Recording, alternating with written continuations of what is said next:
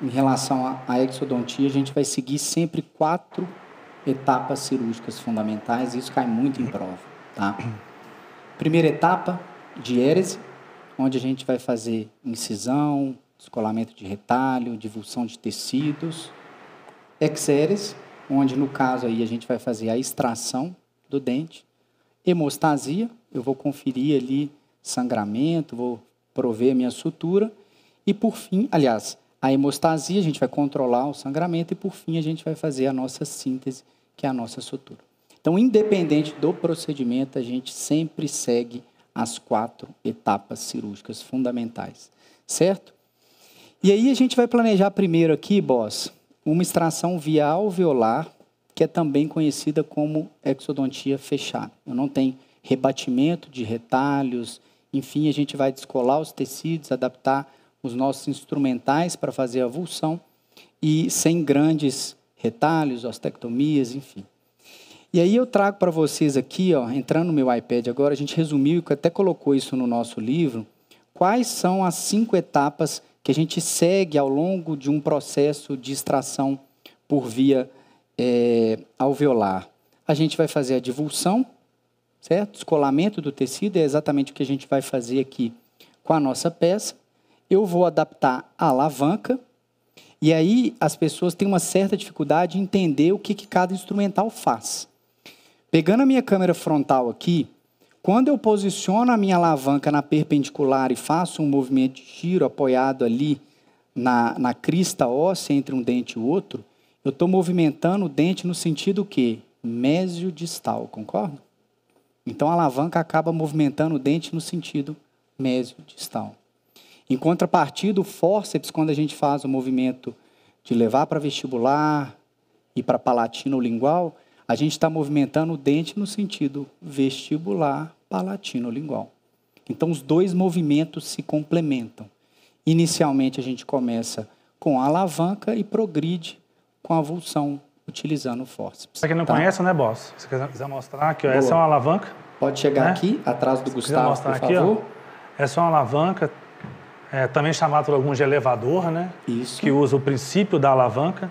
Então, essa é uma alavanca, uma das alavancas que você pode ter na sua caixa, né? Um instrumento extremamente potente de conversão de força e direcionamento de força mecânica, tá? Com a ponta ativa, com a parte da empunhadura. Essa é uma alavanca 304, tem outros diversos tipos. O princípio da alavanca é o mesmo para todas elas. E esse é um dos fórceps, né? Para quem aí está no início da graduação de odontologia, não conhece os instrumentais, esse é um dos fórceps, 150, um fórceps bastante utilizado nas práticas clínicas, que é basicamente o princípio de alicate e de prendedura na ponta ativa, que faz os movimentos, como o Felipe disse, de giro, flexão, enfim, nos elementos. Perfeito, boss. E a gente vai entender também uma coisa importante que as pessoas às vezes não conseguem visualizar até na prática, é que o fórceps ele foi desenhado não para a coroa do dente, ao contrário do que muitos pensam. O desenho do fórceps ele acompanha a raiz do dente. E é por isso que ele tem que ser adaptado o mais apical possível, né? O mais baixo possível ali, porque ele vai penetrar entre a raiz e o osso, já vai ajudar o dente ali a...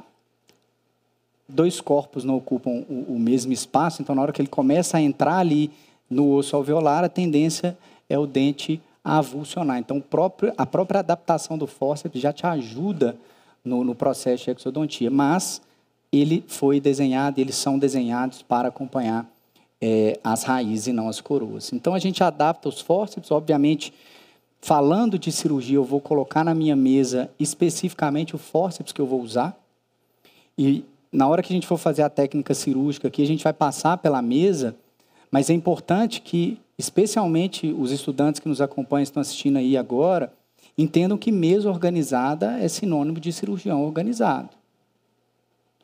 Às vezes a galera fica postando foto bagunçada de mesa, aí capa para um lado, de bisturi para um lado, agulha para o outro, assim, você vê, dá até desespero, pô, alguém vai acidentar. Então não ache você que postar uma mesa bagunçada faz as pessoas acreditarem que a cirurgia foi difícil, não, tá?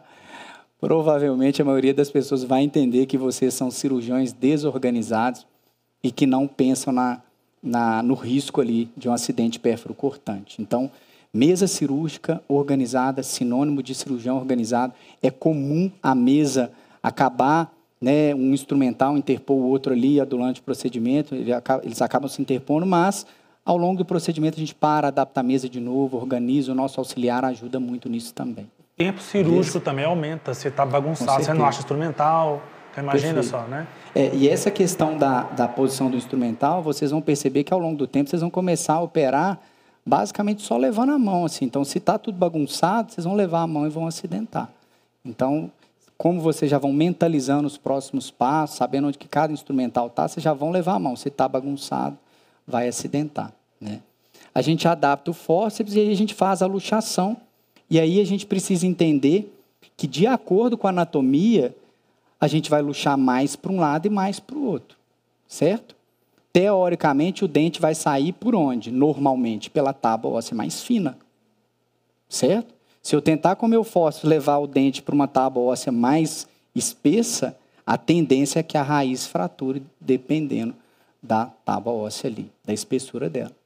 Então, é muito importante a gente correlacionar a anatomia também, a gente vai falar sobre isso, certo? A grande maioria dos dentes maxilares são extraídos e esse movimento de avulsão vem mais para vestibular, porque acaba sendo mais fino, né? Mandíbula muda um pouco. Região anterior, normalmente os dentes saem para vestibular. Lá atrás a mandíbula vai engordando ali, mais osso. Então, os molares inferiores normalmente são removidos pela técnica via alveolar com um movimento maior para lingual do que para vestibular. E isso vocês têm que entender porque é um movimento que vocês estão fazendo ali durante o procedimento. Não existe força em cirurgia. Não existe. Tá? Cirurgia é técnica. Não é força. Se você está fazendo uma força excessiva, pare e repense o seu planejamento. Estou fazendo força excessiva, alguma coisa vai fraturar. Ou vai fraturar a raiz ou vai fraturar a tábua óssea vestibular ou palatina. Até a mandíbula do paciente. Ou até a mandíbula do paciente, que não é incomum. Não é, né? Incomum. Teve um tempo atrás, você mandou um caso, um mês atrás, isso, né? De um colega, um procedimento claramente feito com força excessiva. Houve um estalido na cirurgia, quando manipulou o queixo, tinha uma fratura completa de corpo mandibular, altura ali de molares, e o paciente evolui de uma cirurgia de um dente para uma cirurgia hospitalar, anestesia geral, placa para cirúrgica estoral. Às vezes com sequelas sensoriais de lábio pelo nervo alveolar inferior, passar dentro do canal. Então, assim, uma situação evitável se respeitar num princípio básico de que se há força excessiva, há erro. Perfeito, né? Perfeito, nossa.